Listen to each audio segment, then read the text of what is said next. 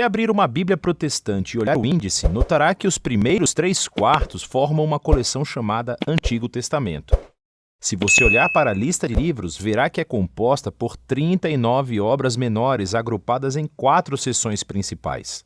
Os 5 primeiros livros são chamados de Pentateuco, seguidos pelos livros históricos, os poéticos e, por fim, pelos livros dos profetas. Isso parece simples, mas na verdade é mais complicado e muito mais interessante. Essa organização dos livros em um único volume, chamado Antigo Testamento, é uma tradição cristã posterior que se desenvolveu depois de Jesus e dos seus apóstolos. Na tradição judaica antiga, essas obras estavam todas em rolos separados e eram concebidas como uma coleção de 3 partes, chamada Tanar. É um acrônimo hebraico para Torá, que significa instrução, Neviim, que significa profetas, e Ketuvim, que significa escritos. A Tanar tem os mesmos livros que o Antigo Testamento protestante, mas é organizada de maneira diferente. A Torá corresponde ao Pentateuco, mas os profetas são 4 livros narrativos históricos com 15 obras nomeadas em referência a profetas específicos. Depois disso estão os Escritos, uma coleção diversificada de textos poéticos e narrativos. E esse formato de 3 partes é muito antigo. É mencionado em textos judaicos antigos, como os manuscritos do Mar Morto, a sabedoria de Ben-Sira, até Jesus de Nazaré o mencionou. Isso porque essa forma de 3 partes está relacionada ao formato de composição dos próprios rolos. Se você prestar atenção, descobrirá que cada rolo foi organizado com referências que ligam o livro à coleção maior de 3 partes. Então, quem juntou todos esses rolos? Foi um processo longo. Alguns dos famosos colaboradores são conhecidos, como Moisés ou Davi, mas a maioria dos autores permanece anônima. Na Bíblia, eles são simplesmente chamados de escribas, ou os profetas. Esses escritos foram formados ao longo da história de Israel à medida que gerações de escribas proféticos coletavam histórias e poemas anteriores e os integravam em composições maiores. No fim, todo esse material formou a Biblioteca Unificada de Escritos, a Tanar. Fica claro, a partir dos textos dos Salmos e nos Profetas,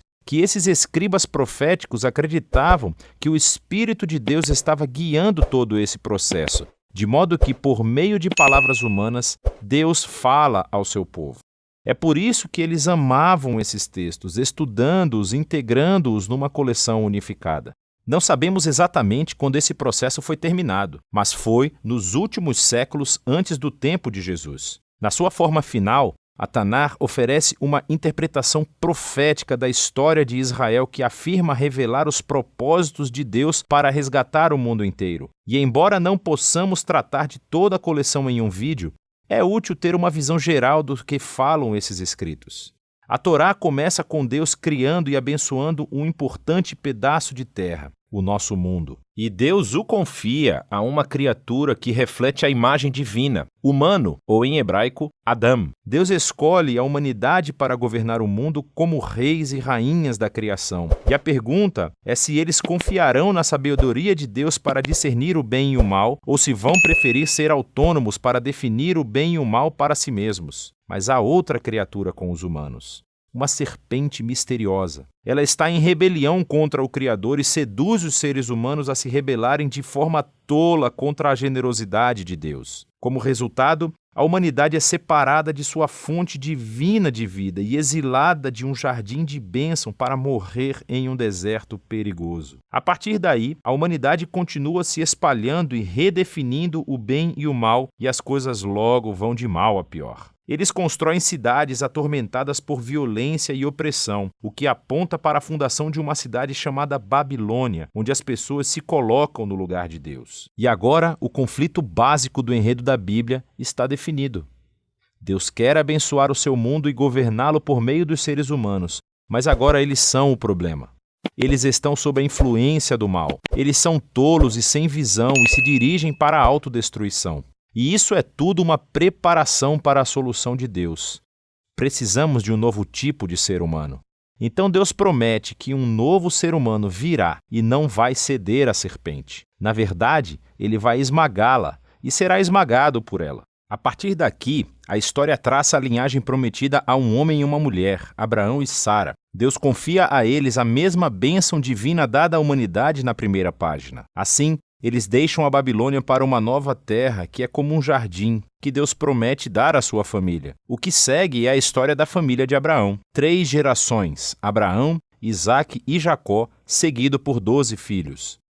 E temos bastante esperança, até que nos deparamos com uma história super disfuncional e destrutiva da família deles. Eles mentem, traem, quase matam uns aos outros, sem mencionar os escândalos sexuais. Mas o que você esperava depois da história do jardim? Eles são humanos. Por fim, a família de Abraão acaba sendo exilada no Egito. Todas essas falhas da família de Abraão formam um pano de fundo sombrio para os poucos momentos de brilho na história. Deus segue comprometido com essas pessoas. Ele até faz uma promessa eterna a eles, chamada de aliança, de que vai resgatar e abençoar toda a humanidade por meio deles. Não fica claro como exatamente ele fará isso. Mas a família de Abraão está no auge quando deixa seus esquemas egoístas e confia na promessa de Deus com uma fé radical. A partir daqui, a família cresce, eles acabam sendo escravizados no Egito e somos apresentados a outro personagem principal da Torá, Moisés. Deus o levanta para resgatar os israelitas e levá-los para um monte,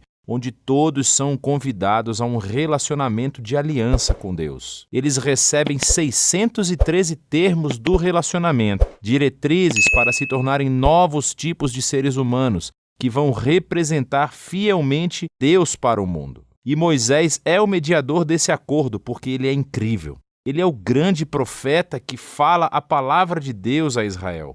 Ele é um sacerdote que os representa diante de Deus. E ele é até chamado de rei, líder de Israel e libertador na hora da necessidade. Mas, à medida que a Torá avança, os israelitas erram feio. Eles violam a aliança e até Moisés se rebela contra Deus. Na verdade, a Torá termina com Moisés prevendo que o fracasso de Israel vai continuar ao entrarem na terra prometida e eles vão acabar no exílio de novo. Mas ele tem esperança de que Deus cumprirá sua promessa de resgatar Israel. Um dia, ele cobrirá as falhas deles. Ele curará seus corações egoístas para que possam realmente amar a Deus e viver. E então Moisés morre. E as frases finais do rolo da Torá são surpreendentes. Elas avançam no tempo e então ouvimos os escribas proféticos que deram forma a Tanar. Eles refletem sobre a história de Moisés a partir do seu ponto de vista e nos contam que nunca mais na história de Israel surgiu um profeta como Moisés. Cara, eu queria que o outro profeta sacerdote rei como ele aparecesse. E com isso vamos para Neviim. Ele tem 2 subcoleções. Primeiro, os antigos profetas. 4 narrativas sobre a história de Israel na Terra Prometida contadas na perspectiva posterior dos profetas. As coisas começam muito bem com a liderança de Josué.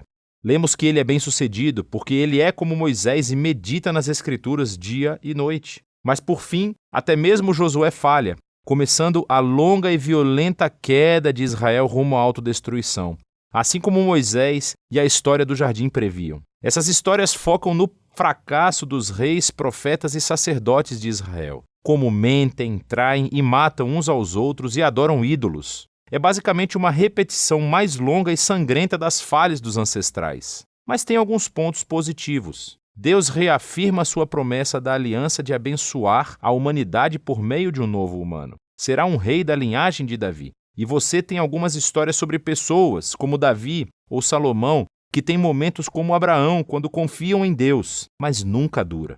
E, se você não sabe, a família de Abraão acaba onde eles começaram, conquistados e exilados na Babilônia.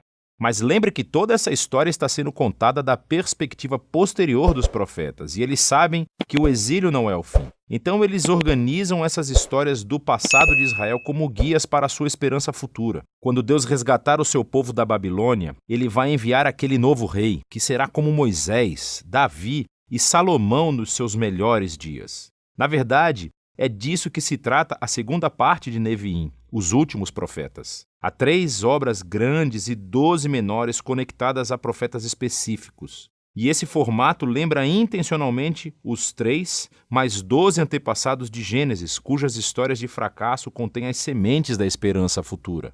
Esses rolos proféticos são cheios de referências cruzadas que os conectam à narrativa da Torá e dos profetas e levam a história adiante. O trabalho dos profetas de Israel era ser como Moisés, acusar o antigo Israel de fracasso e corrupção e adverti-lo sobre o resultado iminente, o dia do Senhor, que terminou com a derrota e o exílio na Babilônia. Mas os profetas também prometeram que Deus tinha um propósito: purificar o seu povo e recriar um novo Israel que seria fiel, assim como Abraão. Eles viverão em uma nova relação de aliança com Deus sob o reino do governante prometido, que é descrito como um novo Moisés, mas chamado pelo nome Davi. Ele restaurará a bênção de Deus para o mundo inteiro. A conclusão do Neviim é como a da Torá. Há uma nota dos escribas proféticos da Tanar. Eles refletem sobre toda a história até agora e pedem aos leitores que aguardem a chegada de um novo profeta como Moisés, que eles chamam de Elias. Ele anunciará a chegada do Deus de Israel para purificar e salvar o seu povo. A partir daqui, passaremos para a terceira e final subcoleção da Tanar, Ketuvim, uma coleção de diversos pergaminhos. Cada um foi elaborado para se conectar aos principais temas da Torá e dos profetas e desenvolvê-los ainda mais por meio de uma tapeçaria elaborada de referências cruzadas. Por exemplo, o rolo dos Salmos é aberto com 2 poemas que estão conectados ao início da Torá e dos profetas. No primeiro salmo, encontramos o justo, que é descrito como um novo Josué, um líder bem-sucedido que medita nas Escrituras. Ele é como o rei prometido por Moisés e como a eterna árvore da vida no Jardim do Éden.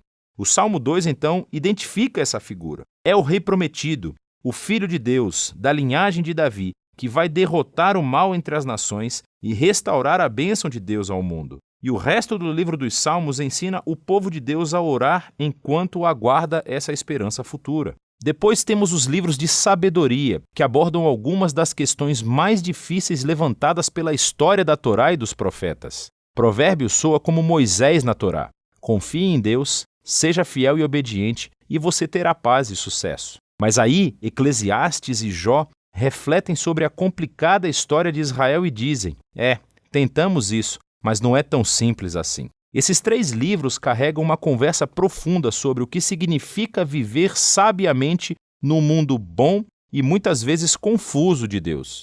2 dos últimos livros da Tanar a serem escritos oferecem uma contribuição crucial. O rolo de Daniel recorda a longa história do fracasso e do sofrimento de Israel como uma estranha porta de esperança para um novo futuro para o mundo. Um dia, esse novo ser humano prometido pela Torá e pelos profetas vai chegar. Ele será pisoteado pelas inclinações animalescas da humanidade para o mal. Mas então Deus o vingará e o levantará para governar o mundo com poder divino. E por fim, o rolo das crônicas reconta toda a história da Tanar, desde o início até o retorno de Israel do exílio. O autor foca na promessa de Deus a Davi de um futuro rei que reunirá o povo de Deus em uma nova Jerusalém e trará bênção divina às nações. As linhas finais do rolo das crônicas foram conectadas aos textos fundamentais de toda a Tanar. Eles mantêm viva a esperança de um retorno definitivo do exílio, apontando para a chegada de um israelita cujo Deus está com ele, para que ele possa subir e restaurar a nova Jerusalém. E é assim que a história termina. A Tanar é uma coleção de rolos de textos hebraicos antigos, elaborada de forma majestosa e intencional. Esses diversos textos de todos os períodos da história de Israel foram tecidos como uma história unificada sobre a promessa da aliança de Deus com Israel e toda a humanidade. Eles foram feitos para uma vida inteira de leitura e reflexão, já que essas palavras humanas incríveis oferecem uma palavra divina de sabedoria e esperança futura que fala ainda hoje.